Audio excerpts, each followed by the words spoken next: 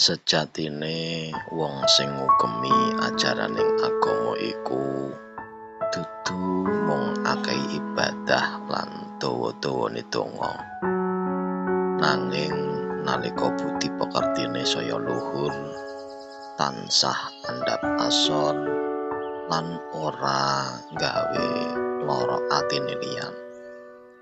Ngabekti sing sejati ora mung katon saka raga sing sujud, nanging saka ati sing bening lan tumindak sing ndadekake tentrem kanggo sapa wae ing sacedhake. Yen saben tembung jurung kabecikan, saben langkah ora gawe lara atine liyan, lan saben napas ngugemi welas asih, ing kono tataran paling luhur saka ibadah wis tinemu.